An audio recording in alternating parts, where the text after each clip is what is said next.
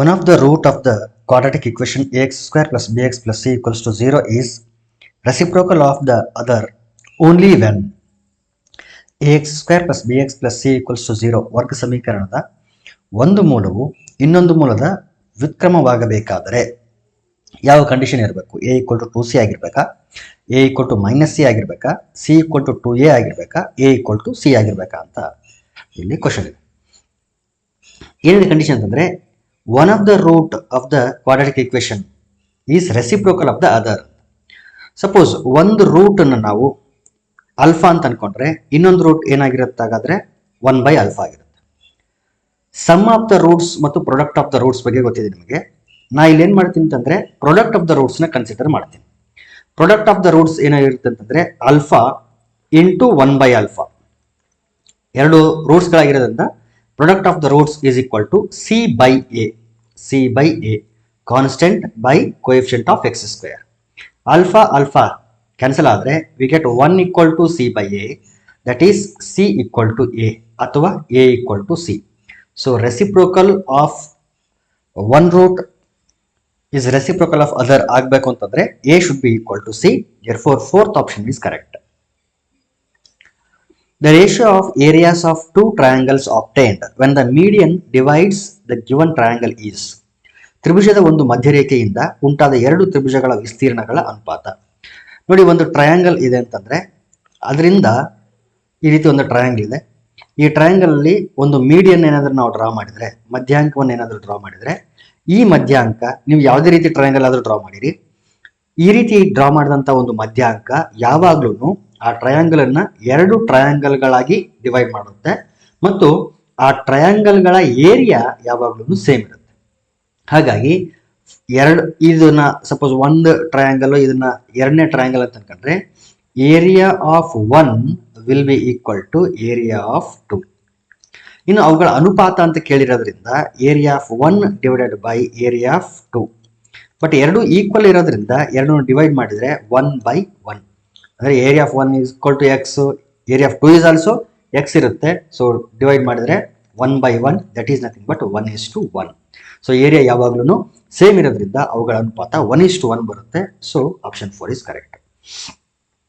The value of a cube plus b cube plus c cube when a plus b plus c equals to 0. a plus b plus c equal to 0 ಆದಾಗ a cube plus b cube plus c cube ನ ಬೆಲೆ. ನೋಡಿ, ಇದನ್ನ ಬಹಳಷ್ಟು ಸಾರಿ ಕೇಳಿದರೆ ನಾನು ಕೂಡ ಇದೇ ಕ್ವಶನ್ ಅನ್ನು ಬಹಳಷ್ಟು ಸಾರಿ ಎಕ್ಸ್ಪ್ಲೇನ್ ಮಾಡಿದ್ದೀನಿ. ಇದು ಒಂದು ರೀತಿ ಸ್ಟ್ಯಾಂಡರ್ಡ್ ರಿಸಲ್ಟ್. ಇದನ್ನ ನಾವು ಕಂಡೀಷನಲ್ ಐಡೆಂಟಿಟಿ ಅಂತ ಕರಿತೀವಿ. ನಿರ್ಬಂಧಿತ ನಿತ್ಯ ಸಮೀಕರಣ. ನಿರ್ಬಂಧಿತ ನಿತ್ಯ ಸಮೀಕರಣ ಅಂತಾನೆ ಏನೋ ಇದನ್ನ ಕನ್ನಡದಲ್ಲಿ ಕರೀತಾರೆ. ಇಂಗ್ಲಿಷ್ ಅಲ್ಲಿ ಕಂಡೀಷನಲ್ ಐಡೆಂಟಿಟಿ ಅಂತ ಹೇಳ್ತಾರೆ. a plus b plus c equal to 0 ಆದಾಗ a cube plus b cube plus c cube equal to 3abc ಆಗಿರುತ್ತೆ. ಇದನ್ನ ನೆನ್ಪಿಟ್ರೆ ಒಳ್ಳೆಯದು. ಇಲ್ಲ, ಇದನ್ನ ಪ್ರೂವ್ ಮಾಡಬೇಕು ಅಂತಂದ್ರೆ ಆಲ್ರೆಡಿ ಬಹಳಷ್ಟು ಸಾರಿ ನಾನು ಇದನ್ನ ಪ್ರೂವ್ ಮಾಡಿದ್ದೀನಿ. a plus b plus c equal to 0 ಆಗಿರೋದ್ರಿಂದ a plus b will be equal to minus c. c ಈ ಕಡೆ ತಗೊಂಡ್ರೆ minus c. ಕ್ಯೂಬಿಂಗ್ on both side ಮಾಡಿದ್ರೆ ಎರಡು ಕಡೆ ಕ್ಯೂಬ್ ಮಾಡ್ತೀವಿ. ಇದು a plus b whole cube, that is nothing but a cube plus b cube plus 3ab into a plus b, and it is equal to minus c whole cube is nothing but minus c cube. ಯಾಕಂದ್ರೆ minus ಗೆ cube apply ಮಾಡಿದ್ರೆ minus C ಆಗುತ್ತೆ, C ಗೆ cube apply ಮಾಡಿದ್ರೆ C cube. ನಾವು we get a cube plus b cube plus 3ab into ಈ a plus B ಅಂತಂದ್ರೆ already ನಾನು ತಗೊಂಡಿದ್ನಲ್ಲ, a ಪ್ಲಸ್ ಬಿ ಅಂದ್ರೆ ಏನಂತ ತಗೊಂಡಿದ್ದೆ? ಮೈನಸ್ ಸಿ ಅಂತ ತಗೊಂಡಿದ್ದು. ಸೊ a ಪ್ಲಸ್ ಬಿ ಅಂದ್ರೆ minus C, it is equal to minus C cube. ನಾವು a cube plus b cube plus into minus minus 3ab into C is 3abc. Minus C cube ಈ ಕಡೆ ಬರಲಿ, plus C cube equal to 0. ಈಗ a cube plus B cube plus C cube ಮಾತ್ರ ಉಳಿಸ್ಕೊಂಡ್ರೆ minus 3abc right side ಕಳಿಸಿದ್ರೆ we get plus 3abc. Therefore, if a plus b plus c equal to 0, then the value of a cube plus b cube plus c cube will be equal to 3abc. Option 2 is correct. In the given figure, PS intersects AB parallel to CD. The measure of AQP. AQP ಎಲ್ಲಿದೆ? AQP. Okay, ಇಲ್ಲಿ ಮೇಲೆ ಇದೆ. ಈ measure ನಮಗೆ ಬೇಕಾಗಿರೋದು ಅಂದ್ರೆ 5x minus 10 degree, ಇದ್ರ value ನಮಗೆ ಬೇಕಾಗಿರೋದು. ಕೊಟ್ಟಿರೋ ಚಿತ್ರದಲ್ಲಿ PS ರೇಖೆಯು AB ಸಮಾಂತರ CD ಯನ್ನು ಛೇದಿಸುತ್ತದೆ. ಹಾಗಾದ್ರೆ ಎ ಕ್ಯೂ ಪಿ ಈ ಆಂಗಲ್ನ ಬೆಲೆಯನ್ನು ನಾವು ಕಂಡುಹಿಡಿಬೇಕು. ಅಂದ್ರೆ 5x - 10 ಡಿಗ್ರಿ ಎಷ್ಟಿರುತ್ತೆ ಅಂತ ನಾವು ಫೈಂಡ್ ಔಟ್ ಮಾಡಬೇಕು. ರೈಟ್, ಇಲ್ಲಿ ಅಬ್ಸರ್ವ್ ಮಾಡಿರಿ, A B is parallel to C D. ಹಾಗಾದ್ರೆ ಎ ಕ್ಯೂ ಪಿ ಎಷ್ಟಿರುತ್ತೋ ಅಷ್ಟೇನೆ ಸಿ ಆರ್ ಕ್ಯೂ ಈ ಆಂಗಲ್ ಕೂಡ ಇರ್ತದೆ. ಸಿ ಆರ್ ಕ್ಯೂ ಯಾಕೆಂತಂದ್ರೆ ಎ ಕ್ಯೂ ಪಿ ಮತ್ತು ಸಿ ಆರ್ ಕ್ಯೂಗಳು ಎರಡೂ ಅನುರೂಪ ಕೋನಗಳು, ಕರೆಸ್ಪಾಂಡಿಂಗ್ ಆಂಗಲ್ಸ್. ಕರೆಸ್ಪಾಂಡಿಂಗ್ ಆಂಗಲ್ಸ್ಗಳು ಯಾವಾಗಲೂ ಈಕ್ವಲ್ ಆಗಿರುತ್ತೆ. ಹಾಗಾದ್ರೆ this angle will also be equal to 5x - 10. Now observe the line segment ಅಥವಾ ಲೈನ್ ಸಿ ಡಿ. ಈ ಲೈನ್ ಸಿ ಡಿ ಮೇಲೆ ಆರ್ ಪಿ ಅನ್ನೋದು ಒಂದು ರೇ ಅಂತ ಅನ್ಕೊಂಡ್ರೆ 5x - 10 ಮತ್ತು 2x + 15 ಅನ್ನೋದು ಎರಡು ಏನು ಅಂತಂದ್ರೆ ಆಂಗಲ್ಗಳು ಒಂದೇ ಲೈನ್ ಮೇಲೆ ಫಾರ್ಮ್ ಆಗಿರೋದ್ರಿಂದ sum of these two angles will be equal to 180 degree. 180 degree. Therefore 5x - 10 ನೋಡಿ, ಸಿ ಡಿ ಅನ್ನೋದು ಒಂದು ಸ್ಟ್ರೈಟ್ ಲೈನ್, ಅದ್ರ ಮೇಲೆ ಇರ್ತಕ್ಕಂಥ ಒಂದು ರೇ ಯಾವುದು ಅಂದ್ರೆ ಆರ್ ಪಿ. ಸೊ ಅದರ ಎರಡು ಕಡೆ ಫಾರ್ಮ್ ಆಗಿರೋ ಆಂಗಲ್ಗಳು ಯಾವುದು? ಒಂದು 5x - 10, ಇನ್ನೊಂದು 2x + 15. ಒಂದು ಸ್ಟ್ರೈಟ್ ಲೈನ್ ಮೇಲೆ ಫಾರ್ಮ್ ಆಗಿರೋದ್ರಿಂದ ಇವು ಲೀನಿಯರ್ ಪೇರ್ ಆಗುತ್ತೆ. ಲೀನಿಯರ್ ಪೇರ್ ಯಾವಾಗ್ಲೂ ಅವುಗಳ ಸಮ್ 180 ಡಿಗ್ರಿ ಬರ್ತಾ ಇರುತ್ತೆ. Therefore 5x - 10 plus 2x + 15 equals to ಎಷ್ಟಾಗುತ್ತೆ? 180 ಡಿಗ್ರಿ. ನಾವು 5x + 2x means 7x minus 10 plus 15 means plus 5 and it is equal to 180. Now we get 7x equal to 180 minus 5.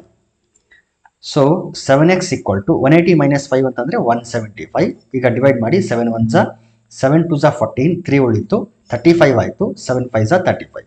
So x equal to 25. ನೋಡಿ, first option 25 ಕೊಟ್ಟಿದ್ದಾನೆ.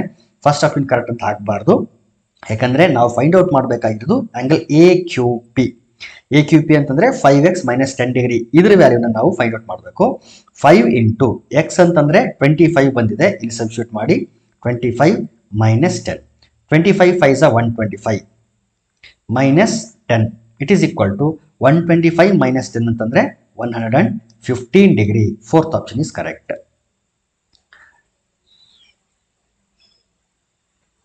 Next question is, the sum and product of two numbers are 8 and 15 respectively. The sum of the squares of these numbers is.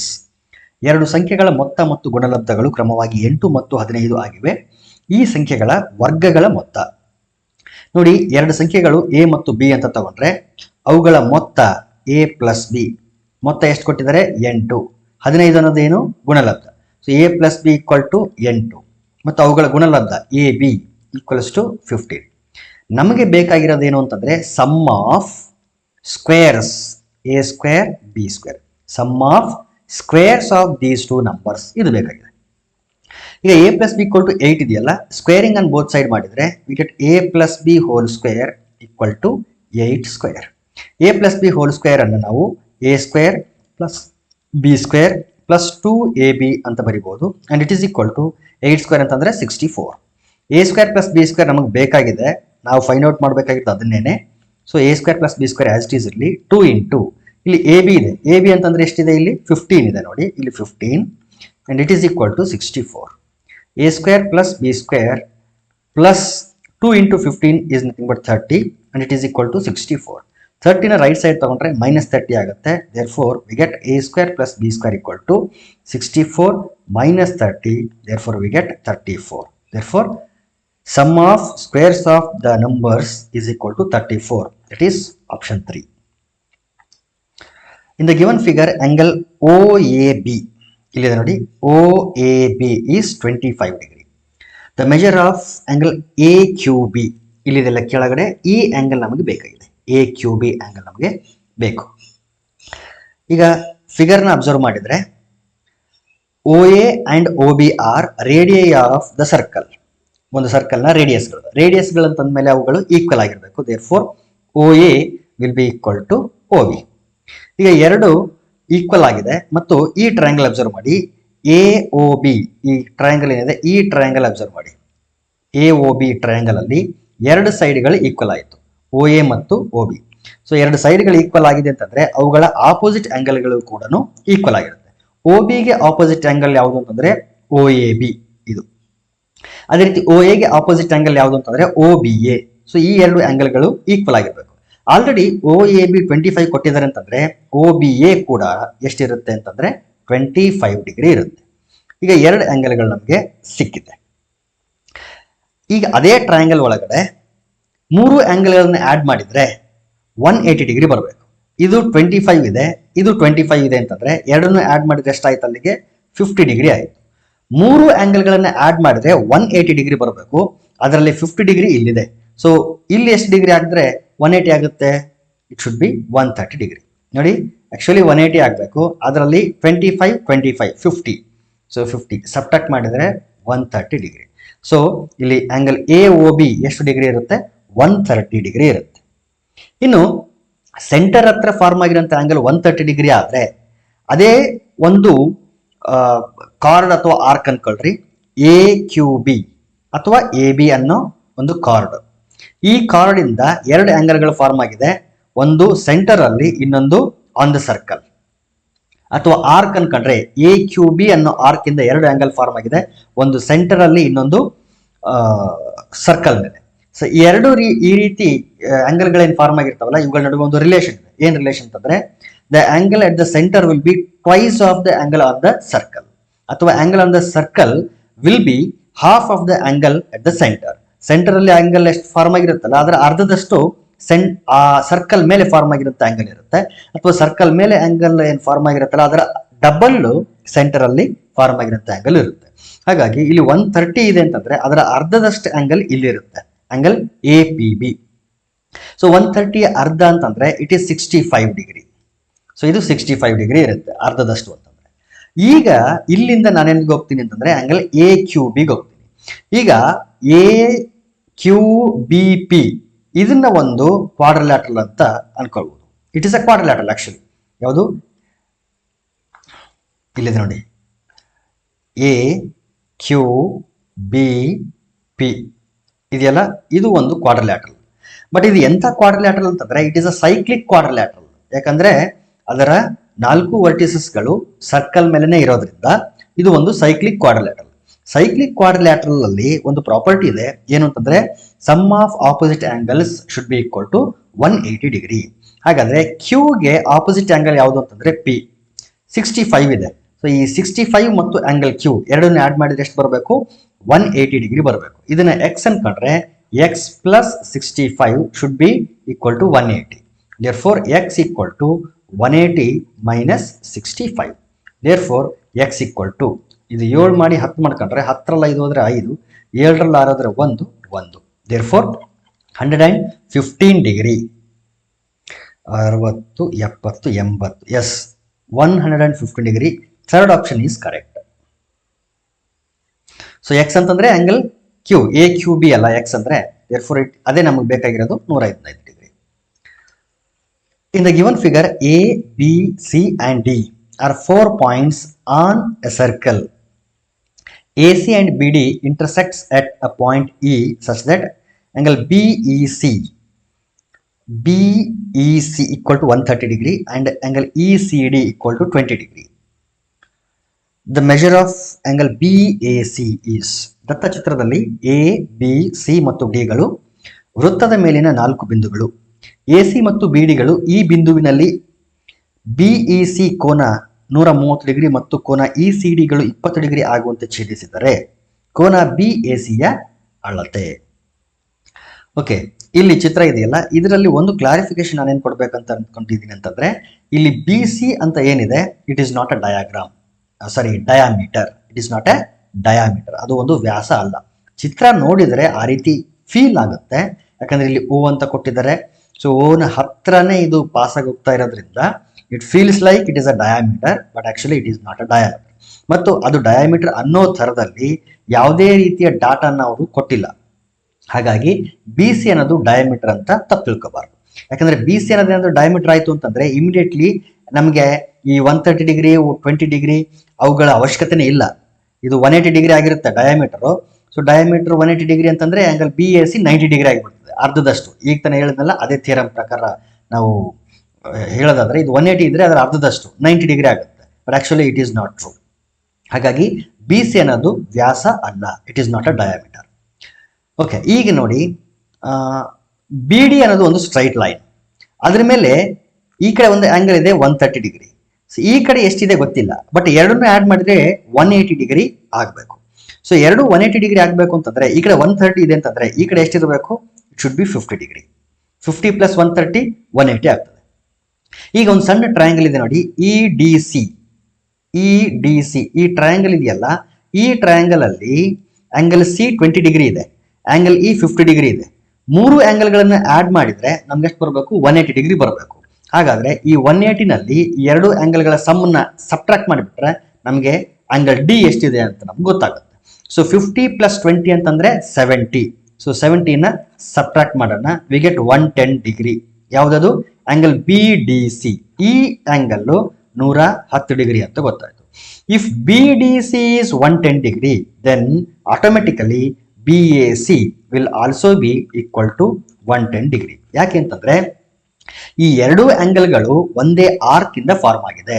ಇಲ್ಲಿದೆಯಲ್ಲ arc B C ಅಂತ ಏನು arc ಇದೆ, ಈ arc ಇಂದ ಎರಡು ಆಂಗಲ್ಗಳು form ಆಗಿದೆ. ಒಂದು ಬಿ ಡಿ ಸಿ, ಮತ್ತೊಂದು angle B A C.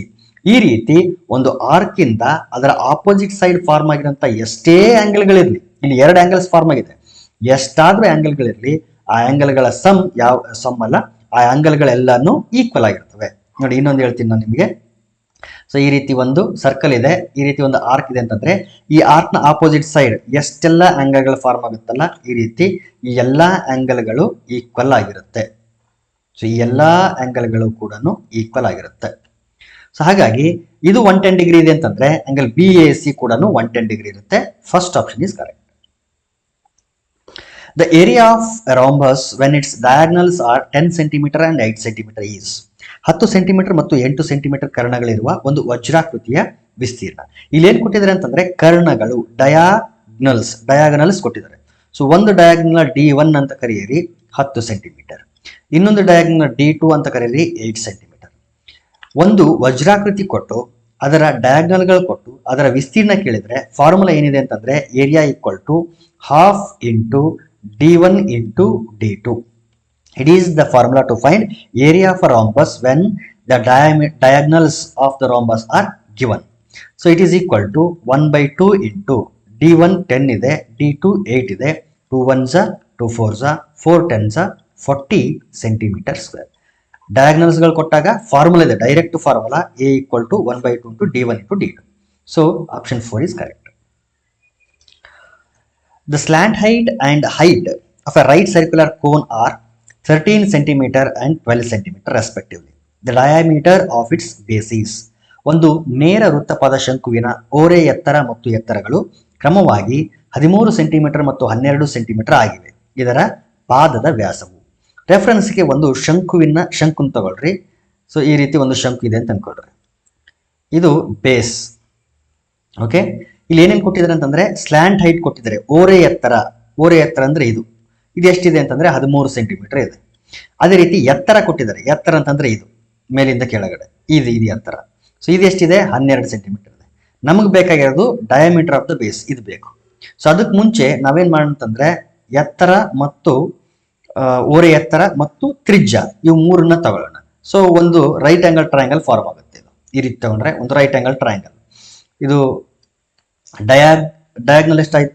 Hypotenuse 13 centimetre ಆದ್ರೆ ಈ ಹೈಟ್ 12 ಸೆಂಟಿಮೀಟರ್ ಇದೆ. ಹಾಗಾದ್ರೆ ಈ ಬೇಸ್ ಅನ್ನ ನಾವು ಫೈಂಡ್ ಔಟ್ ಮಾಡಬೇಕು. Base is nothing but radius of the base of the cone. Pythagoras theorem apply ಮಾಡಿದ್ರೆ if it is A B C, then according to Pythagoras theorem AB square equal to BC square plus AC square. Square of the hypotenuse is equal to sum of squares of other two sides. AB ಅಂತಂದ್ರೆ 13 ಇದೆ, 13 square equal to BC ಗೊತ್ತಿಲ್ಲ R square plus AC ಅಂತಂದ್ರೆ 12 square. 13 square is 169, 12 square ಈ ಕಡೆ ಬಂದ್ರೆ minus 144, 12 square ಮಾಡಿದ್ರೆ 144. It is equal to R square. 169 minus 144 ಅಂತಂದ್ರೆ 25. 9 4 5, 6 4 2. It is equal to R square. If R square is 25, then R will be equal to plus or minus 5. But we are talking about a distance, length of a line segment. Therefore, negative 5 ಏನಿದೆ ಅದನ್ನ ignore ಮಾಡ್ತೀವಿ. We consider only plus 5. therefore r equal to 5 centimeter. But ನಮಗೆ ಬೇಕಾಗಿರೋದು diameter. Diameter will be 2 times of radius. therefore 2 into 5, that is 10 centimeter. therefore option 2 is correct. The distance of a point 6,8 from x axis is. x ಅಕ್ಷದಿಂದ 6,8 ಬಿಂದುವಿಗೆ ಇರುವ ದೂರ x ಅಕ್ಷದಿಂದ. ಇದು y Axis, ಇದು x Axis ಅಂತ ಅಂದ್ಕೊಂಡ್ರೆ 6,8 ಎಲ್ಲಿರುತ್ತೆ ಅಂತಂದ್ರೆ first quadrant ಅಲ್ಲಿ ಇರುತ್ತೆ. Imagine it is 6,8. ನಮಗೆ ಬೇಕಾಗಿರೋದು x ಅಕ್ಷದಿಂದ ಎಷ್ಟು ದೂರದಲ್ಲಿದೆ ಅಂತ ನೋಡಿ. 6,8 ಇದೆ ಅಂತಂದ್ರೆ ಈ ಪಾಯಿಂಟ್ 6 ಆಗಿರುತ್ತೆ, ಈ ಪಾಯಿಂಟ್ 8 ಆಗಿರುತ್ತೆ. ಸೊ 1 2 3 4 5 6 ಇದು 6 ಯೂನಿಟ್ಸ್ x ಆಕ್ಸಿಸ್ ಮೇಲೆ ಮೂವ್ ಆದ್ಮೇಲೆ y ಆಕ್ಸಿಸ್ ಮೇಲೆ 8 ಯೂನಿಟ್ಸ್ ಹೋಗಿರ್ತೀವಿ. 1 2 3 4 5 6 7 8 ಯೂನಿಟ್ಸ್ ಅಂತೇಳಿ. ನಮಗೆ ಬೇಕಾಗಿರೋದು x ಆಕ್ಸಿಸ್ ಇಂದ ಆಗಿರೋದ್ರಿಂದ ಈ ಲೆಂತ್ ಬೇಕು ನಮಗೆ, ಇಲ್ಲಿಂದ ಇಲ್ಲಿಗೆ ಎಷ್ಟು ದೂರದಲ್ಲಿದೆ ಅಂತ. ಈ ದೂರ ಯಾವ್ದಕ್ಕೆ ಈಕ್ವಲ್ ಆಗಿರುತ್ತೆ ಅಂತಂದ್ರೆ ಈ ದೂರಕ್ಕೆ ಈಕ್ವಲ್ ಆಗಿರುತ್ತೆ. therefore ಸೊ ಇದು 0, ಇದು 8. ಹಾಗಾದ್ರೆ ಎಷ್ಟಿದೆ ಡಿಸ್ಟೆನ್ಸ್? 8 ಯೂನಿಟ್ಸ್. x ಆಕ್ಸಿಸ್ ಇಂದ ಅಂತ ಕೇಳಿದ್ರೆ y ನ ಡಿಸ್ಟೆನ್ಸ್, y ಆಕ್ಸಿಸ್ ಇಂದ ಅಂತ ಕೇಳಿದ್ರೆ x ನ ಡಿಸ್ಟೆನ್ಸ್. ಸೊ x ಆಕ್ಸಿಸ್ ಇಂದ ಕೇಳಿರೋದ್ರಿಂದ y ಕೋಆರ್ಡಿನೇಟ್ ಬರೀಬೇಕು 8 ಯೂನಿಟ್ಸ್, 8 ಮಾನಗಳು. Option 2 is correct. ನೆಕ್ಸ್ಟ್ ನಾವೇನ್ ಮಾಡೋಣ, ಇದು ಮಲ್ಟಿಪಲ್ ಚಾಯ್ಸ್ ಕ್ವಶನ್ಸ್ ಕಂಪ್ಲೀಟ್ ಆಯಿತು. ನೆಕ್ಸ್ಟ್ ಕ್ಲಾಸ್ ಅಲ್ಲಿ 2 ಮಾರ್ಕ್ಸ್ ಕ್ವಶನ್ಸ್, ಅದಾದ್ಮೇಲೆ 3 ಮಾರ್ಕ್ಸ್, ಅದಾದ್ಮೇಲೆ 4 ಮಾರ್ಕ್ಸ್ ಕ್ವಶನ್ಸ್ ಅನ್ನ ಡಿಸ್ಕಸ್ ಮಾಡೋಣ. Thank you.